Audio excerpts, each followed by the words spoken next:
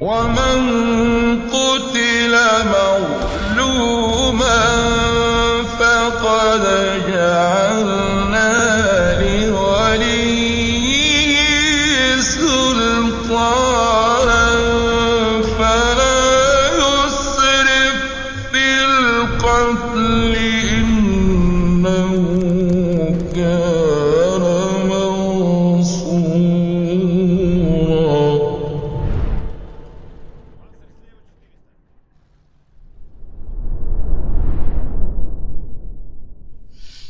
Assalamualaikum warahmatullahi wabarakatuh. Innal hamdalillah nahmaduhu wa nasta'inuhu wa nastaghfiruh wa na'udzu billahi min shururi anfusina wa sayyiati a'malina may yahdihillahu fala mudilla lahu wa may yudlil fala hadiya lahu. Asyhadu an la ilaha illallah wahdahu la syarika lahu wa asyhadu anna Muhammadan abduhu wa rasuluhu la nabiyya ba'dah. Amma ba'd. Kita lanjutkan jemaah sekalian kajian kitab Adab Harian Seorang Muslim.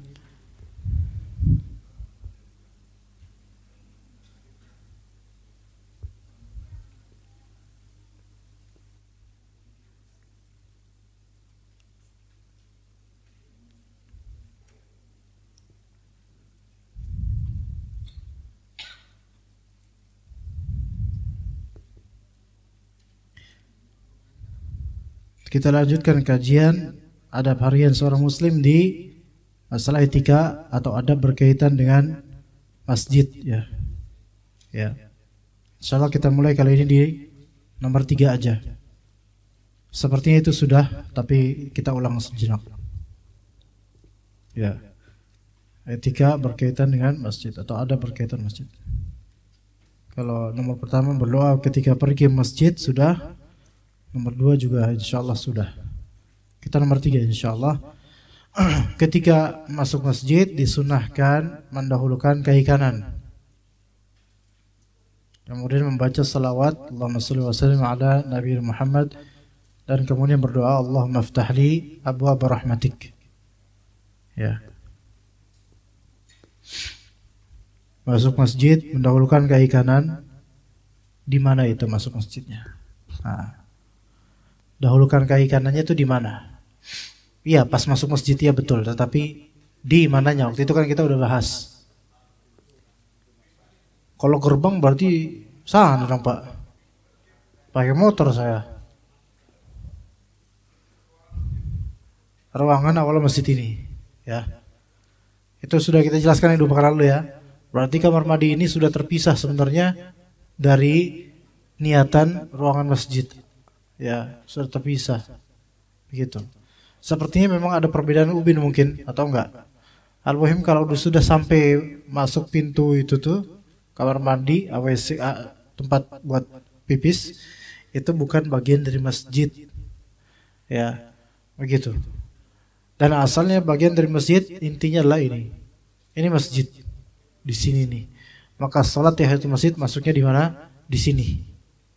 Tidak di parkiran, ya, apalagi tempat motor ya. Orang mau parkir, antum malah sholat di situ, ya.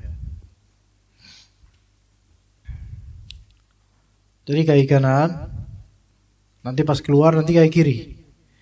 Kemudian membaca selawat dan berbaca Allah maftah li abwaab rahmatik. Dan apabila hendak keluar masjid, maka dahulukan kaki kiri.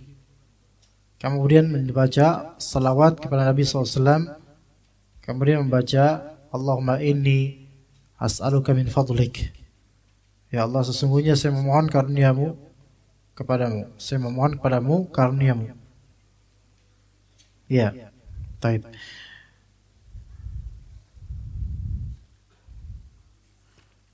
Kemudian dianjurkan nomor 4, disunnahkan melakukan salat tahiyatul masjid 2 rakaat sebelum duduk di masjid. Ya. Sebelum duduk di masjid. Bahkan ini meskipun apa? Ketika khatib sedang khutbah. Berdasarkan hadis Abu Qatadah As-Sulami bahwasanya Rasulullah SAW bersabda, idza dakhala ahadukumul masjida falyarka' rak'ataini qabla an yajlis. Apabila salah seorang dari kalian masuk masjid, maka hendaklah dia salat 2 rakaat sebelum dia duduk. Ini jika dia memang ada kepentingan di masjid tersebut, walaupun sebatas apa? Mau tidur. Iya. Karena di sini umum, idza dakhala ahadukum al masjid, umum. Masuk masjid, pokoknya masuk masjid. Ingat, masuk masjid ini dalam artian memang dia mau melakukan sesuatu di masjid, gitu loh. Adapun kalau masuk masjid untuk lewat saja, maka tidak masuk ke dalam hadis ini. Ya, seperti mau masuk masjid karena pengen ke kamar mandi, terus pulang lagi kayak gitu, ya maka itu tidak masuk dalam hukum hadis ini, wallahu a'lam. Melainkan dakhala ahadukum masjid, maksud dalam masjid di sini maksudnya adalah yaitu antum akan melakukan sesuatu, makanya sebelum melakukan apapun disebut qabla an yajlis, sebelum dia duduk. Ini menunjukkan kan orang ini akan melakukan sesuatu di masjid, imma zikir, imma nungguin sholat, imma nungguin iqamah, bahkan imma untuk mendengar khutbah Jumat. Maka sebelum dia duduk, sholatlah 2 rakaat. Sholatlah 2 rakaat. Nah, di antara yang menyelisih sunnah dalam masalah ini di sebagian kaum muslimin, tidak sholat tahiyatul masjid dengan alasan waktu tersebut adalah waktu dilarangnya sholat. Tidak. Yang lebih tepat, dan ini mazhab Syafi'i, tahiyatul masjid tetap sah sebagai tahiyatul masjid walaupun di waktu terlarangnya sholat. Yang dilarang itu adalah sholat mutlak, bukan sholat seperti yang ada sebabnya seperti tahiyatul masjid. Jadi melakukan sholat tahiyatul masjid 2 rakaat sebelum duduk di masjid. Tapi bagaimana kalau kenyataannya begini? Antum masuk dan ada beberapa ikhwan atau beberapa bapak. Antum sapa mereka terlebih dahulu sebelum tahiyatul masjid. Boleh tidak? Boleh, nggak masalah. Karena hadisnya ini sebelum antum duduk. Berarti antum boleh melakukan sesuatu sebelum sholat tahiyatul masjid yang memang mungkin ada kepentingan, seperti ada saudara salam, ada saudara seiman salam, nggak apa-apa. Terus antum sholat 2 rakaat, nggak masalah. Ya. Taib, karena di sini dianjurkan tahiyatul masjid, maka ketahuilah bahwasanya sebagian ulama menganggap segala salat yang merupakan first time-nya salat, first salat di masjid, salat pertama di masjid ketika masuk, maka apapun itu niatannya tergolong tahiyatul masjid secara makna dan maksud. Segala salat yang pertama kali dilakukan setelah masuk masjid, maka apapun itu niatannya, itu dianggap sebagai salat tahiyatul masjid secara makna dan maksud, walaupun mungkin secara niatan tidak. Apa maksudnya? Maksudnya begini. Ketika antum masuk masjid dalam keadaan imam Pak Idrus misalnya sudah mulai sholat, jemaah sudah mulai sholat, antum langsung masuk masjid dan langsung ikutan sholat jemaah, maka secara makna dan maksud dari tahiyatul masjid ini masuk dalam tahiyatul masjid, walaupun sholat fardu. Tapi secara niatan mungkin tidak, tapi secara makna dapat. Kenapa? Karena makna tahiyatul masjid apa? Penghormatan terhadap masjid. Penghormatan terhadap masjid adalah ketika kita masuk masjid, apapun kondisinya, kita kemudian melakukan sholat, apapun itu niatan sholat itu, maka itu sudah termasuk secara makna tahiyatul masjid. Gimana, bisa dipahami jemaah?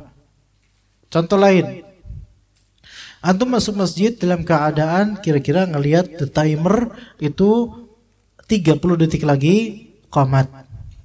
Kalau antum salat tahiyatul masjid 2 rakaat atau qabliyah 2 rakaat, maka enggak bakal mampu, enggak mungkin 30 detik. Pasti terbatalkan nantinya. Tetapi di sini kata Nabi SAW, maka hendaklah dia 2 rakaat, salat 2 rakaat sebelum dia duduk. Maka apa? Bagaimana mauqif kita? Bagaimana pandangan kita di sini? Apa sikap kita bagaimana? 30 detik lagi, tetap berdiri? Tetap berdiri. Tetap berdiri, nunggu. Baik, tetap berdiri dan kita dengar sabda Nabi SAW, la yaruddu du'a bainal adhan wal iqamah. Tidak ditolak doa antara azan dan iqamah.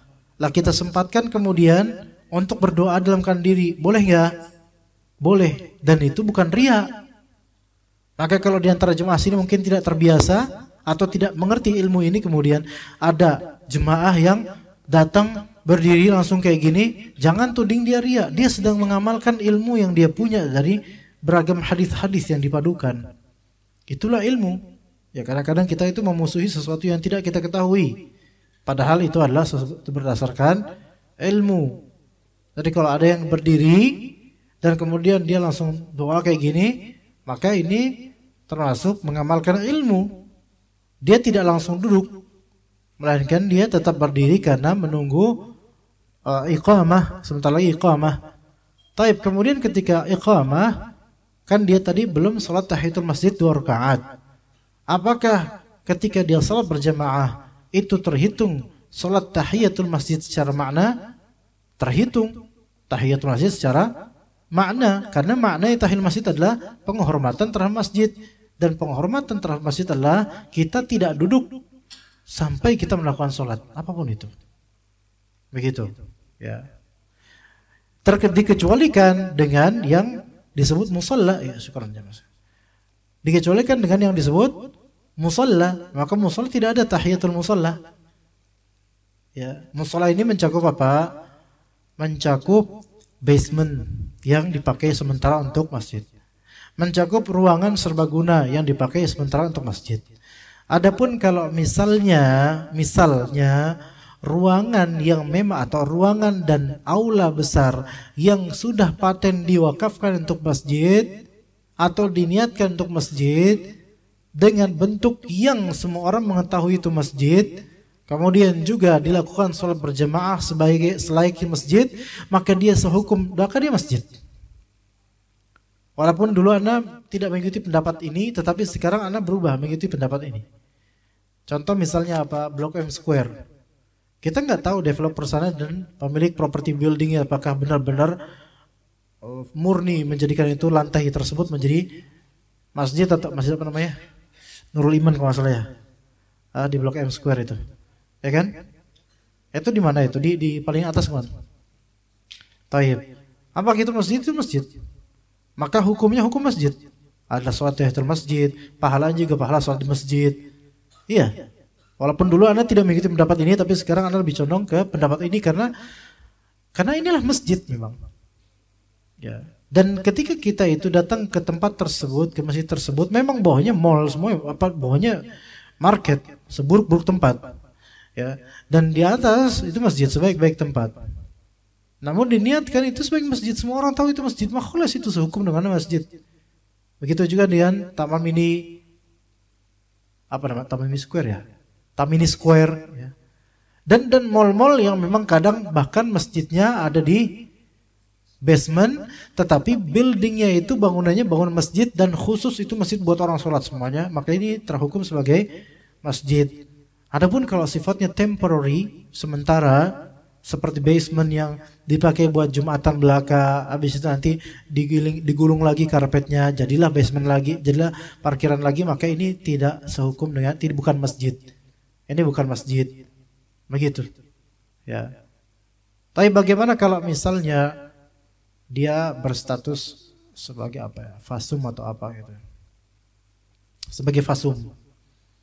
Sebagian menyatakan bahwasanya kalau ini diniatkan sebagai fasum belaka, maka dia tidak dihukumi masjid.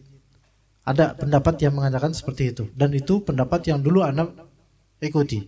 Tapi pendapat yang sekarang Anda lebih ikuti adalah ketika memang terkriteriakan di situ syarat-syarat masjid secara zahir, maka dihukum masjid. Syarat-syarat masjid secara zahir, maka dihukumi masjid. Adapun syarat-syarat yang batin yang tidak kita ketahui, maka kita tidak dibebankan untuk menelitinya. Contoh, fasum. Kita nggak tahu masjid ini masjid fasum. Sekarang Anda tanya jemaah, antum tahu Masjid Jenderal Sudirman nggak? MJS, Masjid Jenderal Sudirman tahu nggak Pak? Kalau nggak tahu, kapan-kapan kita arahilah ke sana. Ya. Jenderal Sudirman loh kata. Ya. Apakah itu fasum atau apa? Kan bingung antum, karena dikelola oleh Pemprov. Ya, tapi tanahnya tahu wakaf. Anda karena tahu sebenarnya, Anda karena dulu ngaji di sana. isi kajian di sana berapa tahun. Ya, tapi dikelola oleh pemerintah provinsi. Maksudnya dikelola dalam artian di bawah pengawasan mereka, dan tim-tim yang mengurus masjid ini adalah dari mereka gitu loh. Bentukan mereka atau disetujui oleh mereka. Artinya kita ini melihat bahwasanya masjid ini dikuasai penguasa, pemerintah. Seolah-olah seperti FASUM, fasilitas umum yang dibijakkan atau dikelola oleh pemerintah. Masjid atau bukan? Kita hanya diperintahkan melihat yang zahir. Kalau bentuknya secara umum diketahui ini masjid dengan karpetnya, kubahnya, fungsinya, maka kita katakan ini masjid. Adapun urusan inside-nya itu kita nggak wajib untuk menelitinya. Sekarang ana tanya ke antum sholat di masjid Umar bin Khattab ini, emang antum tahu ini wakaf atau enggak? Enggak tahu kan? Urusan wakaf atau enggak gitu enggak usah dipikirin. Urusan antum hanyalah ini masjid, ya udah sholat yuk gitu. Kalau kita harus nanya semua masjid ini udah wakaf belum? Ya nanti kalau antum dijawab kecewa antum. Contoh itu misalnya tanah milik perusahaan, ada hukum namanya as-salatu fil ardil maghsubah. Salat di tanah yang dighasab. Apa itu tanah dighasab? Ada istilah namanya ghasab. Ghasab itu adalah mengambil, merekrut, menjajah dengan paksa. Banyak para fuqaha mengatakan bahwasanya as-salatu fil ardil maghsubati la tasih. Salat di tanah yang dighasab, tanah yang dijajah, dikuasai secara paksa, sehingga karena udah terpaksa ini jadi masjid, pemilik perusahaan nggak enak buat nagih karena dikira anti Islam nanti. Ini sholat di sini sebagian fuqaha, sebagian al-fiqih mengatakan tidak sah sholat di tanah ini karena ini tidak berhak. Sebagian fuqaha lainnya mengatakan tetap sah tapi berdosa, orang yang tahu berdosa. Dan akan nanti di hadapan Allah kan diminta pertanggungjawabannya. Dan dia tidak mendapatkan pahala apapun dari itu karena dia telah mencuri dan mengghasab.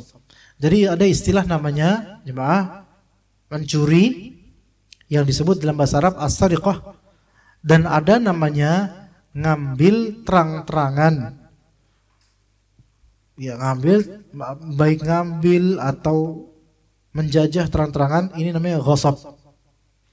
Ya, ghasab. Itu dikasuskan oleh para ulama. Ya. Lah kalau misalnya nih itu tanah sengketa atau itu tanah ghasab, tanah curian, tanah jajahan, jadi masjid. Ya. Dan pemilik asli tanah itu nggak ridho. Pemilik asli tanah mungkin BUMN atau perusahaan. Tapi warga sekitar lokal yang memang tuman, ya, cules, curang dan males, kemudian menjajah tanah itu, dibangun langsung masjid dan mengumpulkan warga sekitar yang juga sama-sama culesnya, ayo bangun masjid ini. Ketika ditagih, ini kan tanah kami, kalian anti Islam. Itu mental sebagian orang tuh, mental koruptor di situ tuh. Koruptor pakai nama agama. Maka as-salatu fil ardil maghsubah, salat di tanah ghasab seperti ini dipermasukkan oleh para ulama, apalagi masalah bangunannya. Apalagi masalah bangunannya. Ya. Ini namanya ghasab. Ini namanya ghasab. Bedanya ghasab dengan curi apa? Mencuri itu mengambil hak orang lain di dalam simpanan yang wajar. Baru itu namanya sariqah. Baru namanya sariqah, mencuri. Ada hukumnya, potong tangan dengan kadar tertentu. Kalau ghasab itu mengambil terang-terangan untuk benda-benda atau hal yang memang tidak disimpan dan tidak bisa disimpan. Ya. Maka begal dan semisal itu termasuk ghasab juga, gitu loh. Ngambil paksa. Ya, begitu. Ya, taib. Masjid-masjid yang ternyata itu didirikan di atas tanah ghasab, tanah rampasan, tanah yang tidak hak, bukan hak dari DKM atau wakafnya, ajaibnya diklaim ini wakaf saya. Saya berhak jadi imam di sini karena saya lah yang mau wakaf ini. Padahal ini tanah orang atau bukan orang, mungkin tanah perusahaan. Allah, ini Dajjal versi kecil. Dajjal itu arti penipu.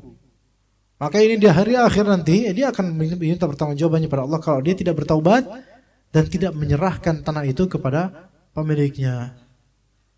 Dan dikhawatirkan salatnya para jemaah di situ yang mengetahui ini tanah curian atau tanah ghasab, itu dikhawatirkan tidak sah salatnya. Sehebat apapun dia salatnya. Karena ulama banyak yang mempermasalahkan masalah ini. Ya. Nah, kalau kita datang ke ke masjid yang hasil ghasab ini, ya, kita kan nggak tahu ini tanah hasil ghasab. Coba, ya nggak? Apakah kita kemudian nanya ke DKM atau cuma, Pak maaf Pak, boleh nggak saya tahu masjid ini sebelum saya sholat sini nih? Boleh nggak saya tahu ini tanah curian apa bukan? Yuk kira-kira gimana orang? Walaupun benar ini tanah curian, pasti apa nanya ke ketua DKM. Kamu pasti yang dibisikin kamu ya, kata dia. Enggak Pak, enggak, saya memang pengen meneliti aja supaya sholat saya sah. Takutnya kan tanah curian sehingga sholat saya tidak sah. Kamu nyindir saya ya? Enggak, saya enggak maksud apa-apa, saya pengen tahu aja. Bapak kan tinggal jawab ini curian atau bukan. Ya curian. Oh ya udah kalau gitu saya enggak di sini. Apakah harus kayak gitu? Ya enggak lah. Enggak. Nah, bahkan itu menimbulkan madarat. Maka segala yang zahirnya bagi antum adalah masjid, maka itu masjid. Oke, sekarang bagaimana dengan ketika antum ke Tanah Abang atau ke Tamrin City atau dan semisalnya lah gitu, tempat grosiran-grosiran yang padat akan jualan orang. Kan ada blok A, blok B, blok C, blok D, blok E gitu kan. Dan ada lantai SLG, lantai LG, lantai G, lantai 1, lantai 2 gitu kan. Nah, di tiap lantai dari blok itu ada musola, ya enggak? Ada karpet. Itu musola atau masjid? Nah, jawab. Musola atau masjid Pak? Ayo Pak. Masjid atau musola? Ayo Bapak sendiri loh yang bilang masjid, Bapak sendiri loh, hati-hati loh. Dikerebutin sama bapak-bapak lainnya nanti. Masjid atau musola? Enggak kelihatan ke masjid, kan ada lafal Allahnya Pak di atas Pak. Masjid atau musola Pak? Ayo, yakin gak nih? Kalau yang di atas paling top rooftop ya masjid, oke. Yang bilang itu bukan masjid mungkin nggak ngelihat kali, wah itu bangunannya gede gitu. Oke, sekarang itu masjid bukan lah, yang di tiap lantai loh. Jawabannya bukan masjid, itu musola.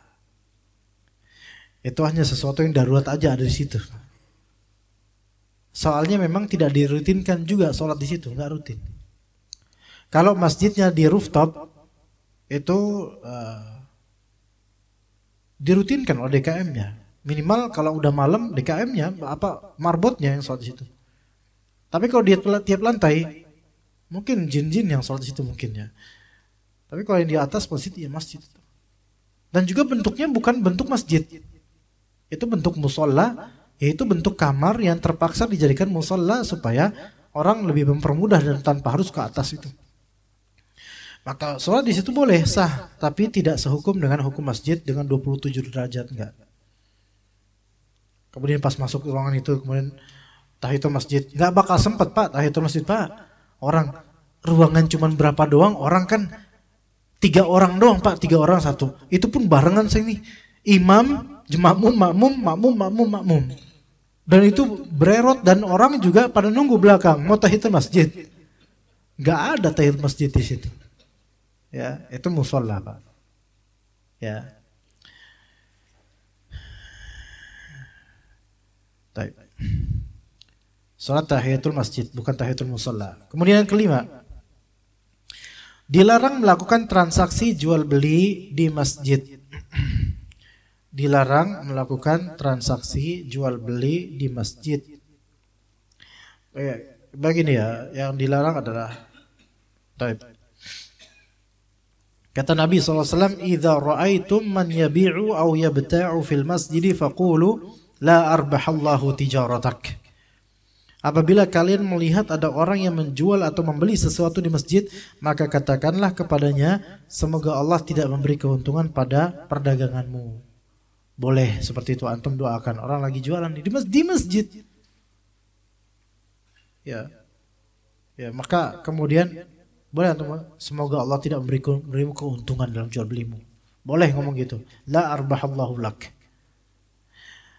Dan di antara praktek-praktek yang menyelisih syariat adalah memasang iklan jual beli baik barang maupun jasa di dalam masjid dengan sengaja. Dengan sengaja, maksudnya sengaja ini dengan ada niatan marketing. Ini masuk ke dalam muqaddimah menuju jual beli. Yang dilarang di sini dua hal. Yang intinya sesuai nas hadis adalah jual beli, dan yang kedua mafhum dari ini yaitu segala muqaddimah menuju jual beli. Pembukaan menuju beli masuk adalah promosi, masuk ke dalamnya ya segala bentuk promosi marketing.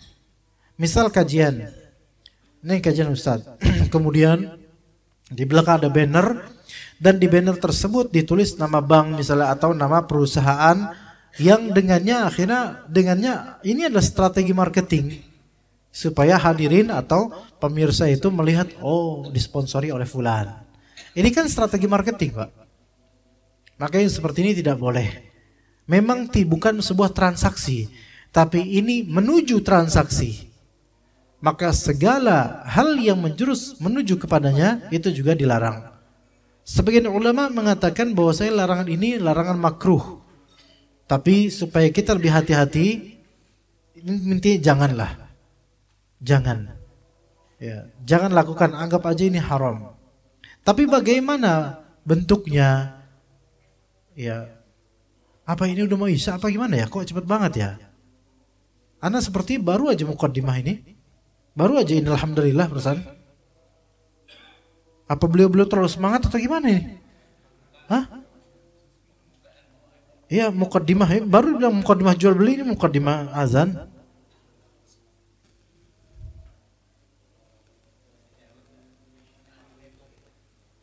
Delapan menit lagi ya. Semangat malam minggu beliau, Masya Allah. Begini jemaah. Yang dilarang adalah transaksi dan atau muqaddimah menuju transaksi berupa promosi dan marketing. Ya. Tapi bagaimana kalau misalnya kita masang kalender dan tertulis di situ entah website, entah katalog dan semisalnya. Kalau memang disengaja dengan strategi marketing taruh di masjid, karena masjid ini banyak ikhwan yang bakal ngebaca ini, maka ini tidak boleh. Kalau dengan sengaja dengan niatan itu marketing. Tapi kalau nggak niatan, ini kalender anak memang dapat secara free lah. Daripada membazir di rumah, taruhlah di masjid, nggak ada niatan. Maka yang seperti ini insya Allah nggak apa-apa. Iya, kan nggak niatan, pemasangnya kan nggak niatan, maka nggak apa-apa. Ya, ini sama dengan misalnya antum ke masjid kemudian pakai sarung. Nanti di sarung itu kan ada merek, brand. Atlas, BHS, Wadimor, Wadikin, ada juga Wadikin tuh. Ada sarung merek Wadikin. Ya. Gajah duduk, gajah mungkur, gajah bengkak, gajah dan seterusnya. Itu semua apakah marketing antum? Kalau antum memang jualan sarung dan diniatkan itu untuk produk marketing, maka nggak boleh antum, haram, nggak boleh kayak gitu. Berarti antum menjadikan ini komoditi, kesempatan untuk mencari dunia betul-betul di tanah Allah, di rumah Allah Azza wa Jalla. Yang mana harusnya tujuannya ibadah, bukan itu. Tapi kalau memang antum pakai sebagaimana selayaknya kita pakai, karena sarung itu ada tumpalnya, Pak. Tumpal itu adalah bagian belakang sarung yang biasa, entah tumpal bunga, tumpal garis, bagian belakang. Kayak saya ini kan tumpal garis, ada yang tumpal bunga. Kadang-kadang kayak tumpal bunga tuh belakangnya ada tulisan, ya nama merek. Tadi Anda sebutin merek-merek Atlas, BHS, Wadimor. Itu kan nggak dalam rangka menjual kan? Enggak. Melainkan Anda menyebutkan saja. Maka kalau cuman pakai doang, nggak ada niatan promosi, ini nggak masalah secara syar'i. Karena antum nggak lagi berdagang, lagi pula antum nggak jualan sarung kan? Begitu. Tapi kalau sengaja memperlihatkan merek-merek itu dengan tujuan marketing, maka itu masuk dalam muqaddimah menuju al-bai', dan ini terlarang. Ketika jual belinya terlarang, maka ma la yatimul bai' illa bihi fahuwa mamnu juga gitu ya. Apa yang jual beli itu tidak sempurna kecuali dengannya, dengan ada marketing, maka itu juga terlarang. Marketing terlarang. Kalau misalnya antum sedekah di masjid, ya, misal aja Pak Idrus mengadakan ini apa, makan-makan misal saja, ya.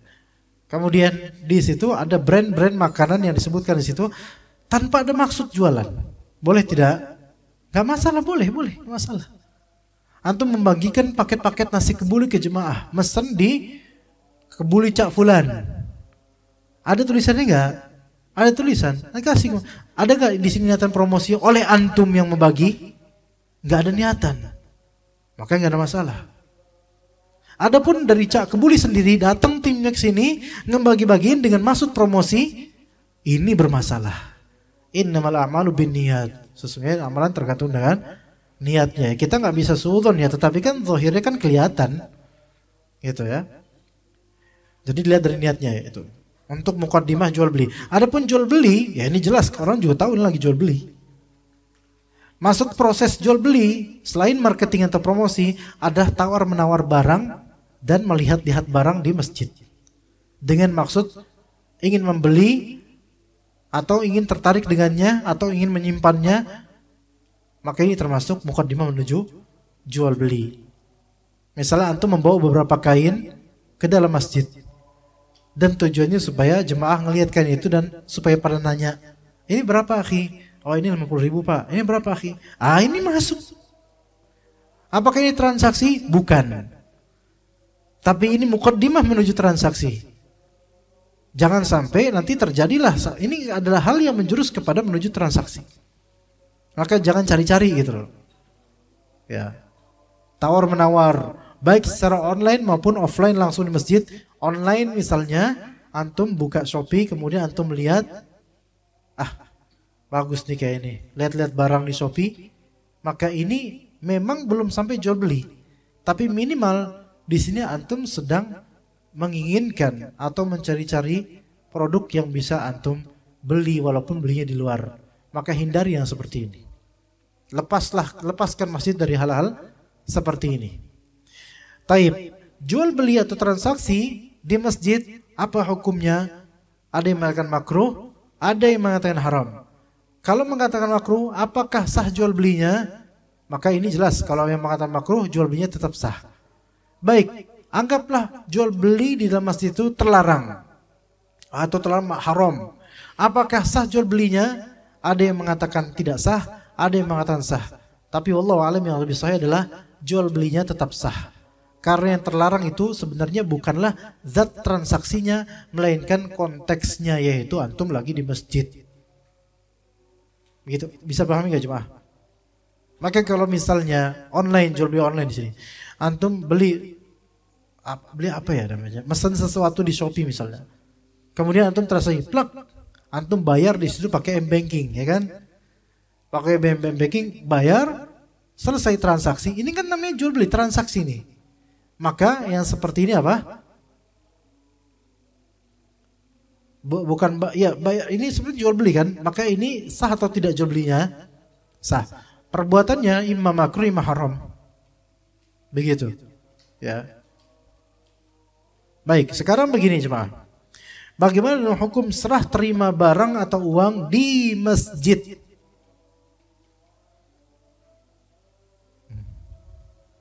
Hah? Gimana?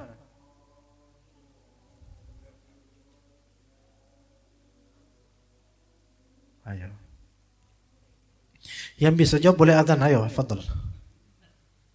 Gak mau azan nanti udah. Hah?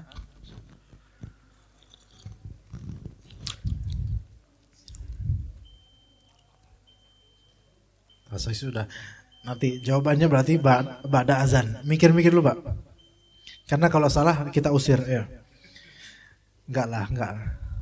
Fadl, silakan.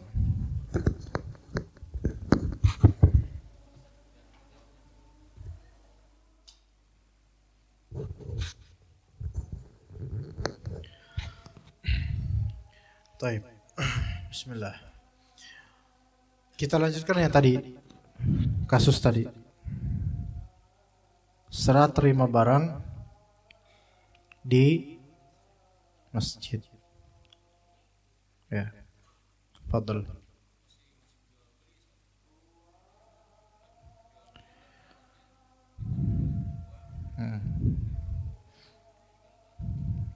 Ya. Ya.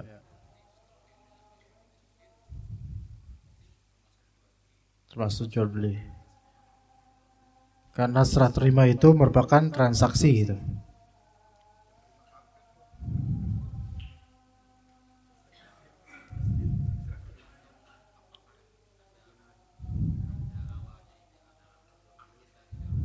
Ah.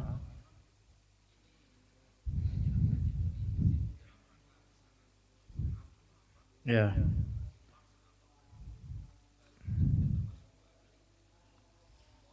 Kalau ya paham saya. Tapi belum sampai enggak di situ Pak poinnya. Ada pendapat lain? Serah terima atau serah atau menerima produk atau barang di masjid. Apa hukumnya? Ayo. Gimana Pak?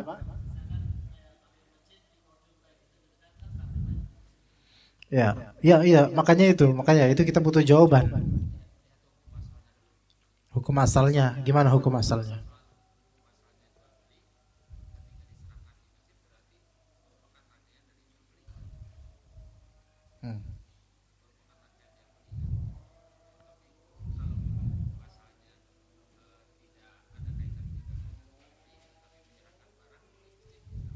Bagaimana kita mengetahui menyerahkan barang dengan berkaitan dengan transaksi atau tidak? Gimana kita ketahuinya?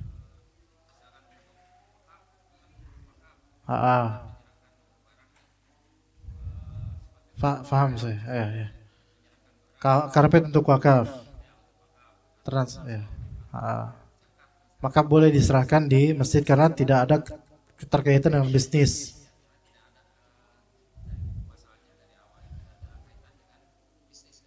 Ya. Ya. Ya. Misal kita pesan GoFood di luar, misal dengan keyakinan GoFood itu skemanya halal, anggaplah misalnya. Kemudian GoFood itu kebuli misalnya, mau dimakan jemaah setelah sholat. Kemudian setelah terimanya kebuli itu di masjid. Ini gimana Pak? Boleh karena enak.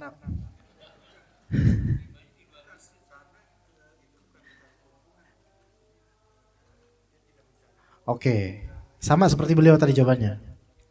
Oke, siap. Enggak, sekarang masa nasi kebuli di luar.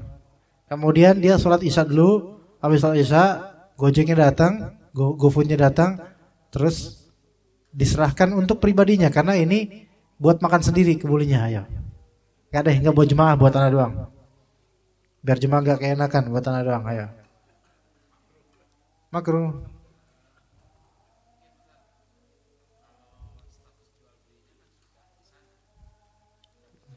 Ini baru mau bener nih karena kayaknya baru dapat hidayah ini, ayo.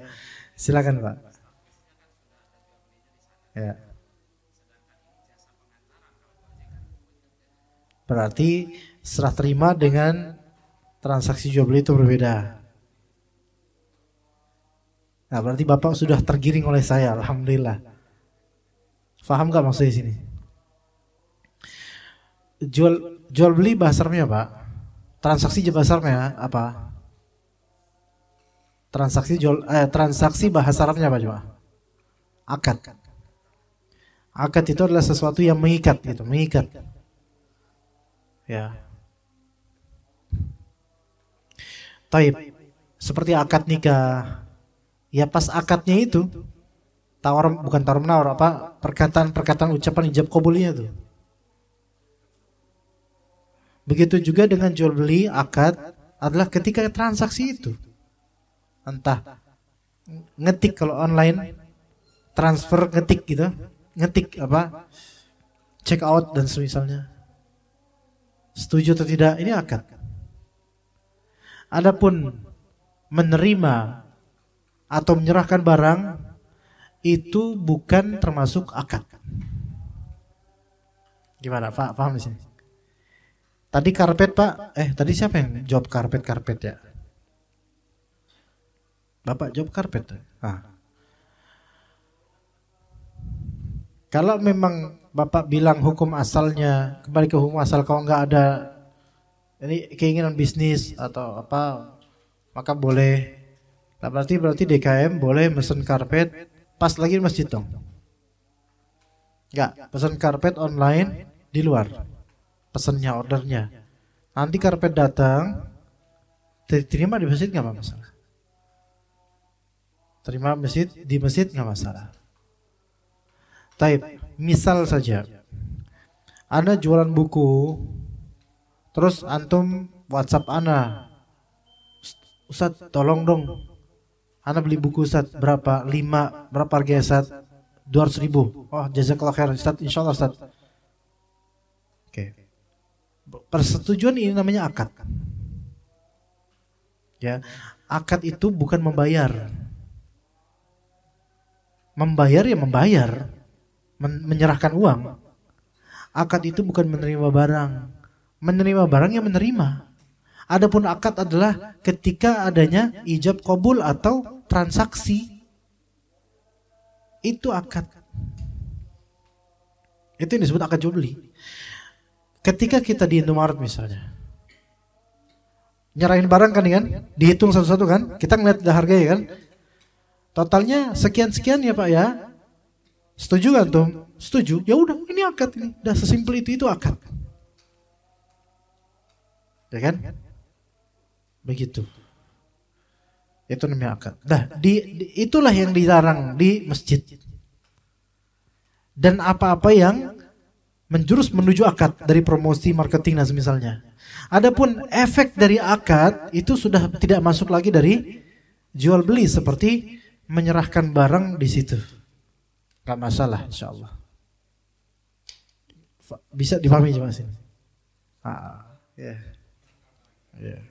Tapi ini udah mau jam 8, kita tutup sampai sini aja insyaallah. Sallallahu alaihi Muhammad. Terakhir fadhal.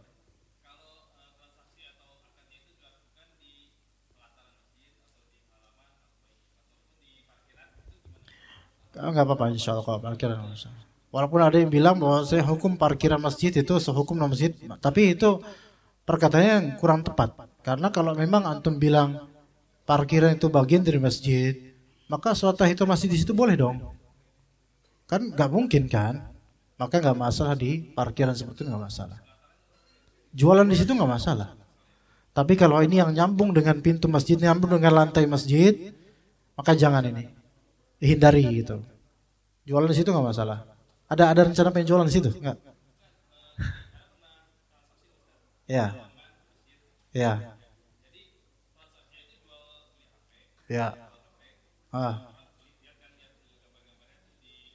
Ya. Ya.